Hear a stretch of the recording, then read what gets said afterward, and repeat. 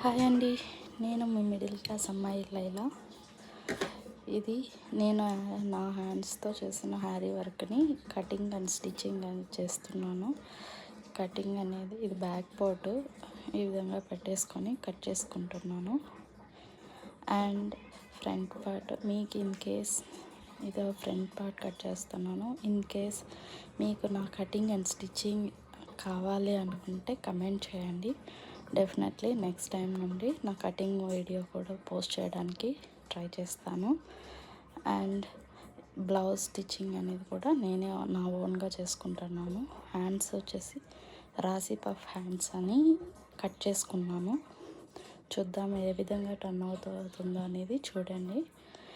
ఇది మొత్తం కంప్లీట్ అయ్యాక ఎలా వస్తుంది అనేది. స్టిచ్చింగ్లో నేనేం ఎక్స్పర్ట్ కాదండి. నేను యూట్యూబ్ చూసి నేర్చుకొని నా బ్లౌజ్ మెజర్మెంట్స్ ఏ విధంగా కట్ చేయాలి, ఏ విధంగా స్టిచ్ చేయాలి అని ప్రాక్టీస్ చేసుకుంటూ నా ఓన్గా నేను చేసుకున్నాను. నాకు వేరే మాస్టర్ సపోర్ట్ కూడా ఎవరూ లేదు.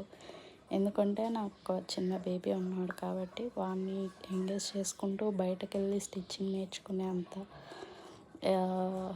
ఎఫర్ట్ నేను పెట్టలేను కాబట్టి ఇంట్లోనే యూట్యూబ్ చూసుకుంటూ నేర్చుకున్నాను. ఇది నా నా బ్లౌజ్ మొత్తం కంప్లీట్ అయ్యాక నేను వేసుకొని చూపిస్తాను మీకు.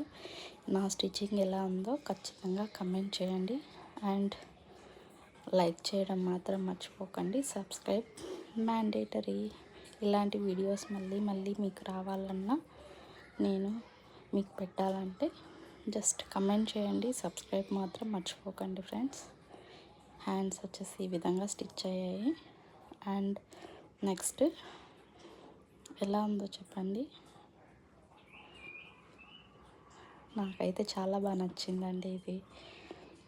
నెక్స్ట్ ఇది ఫ్రంట్ పార్ట్, బ్యాక్ పార్ట్ ఈ విధంగా స్టిచ్ చేశాను.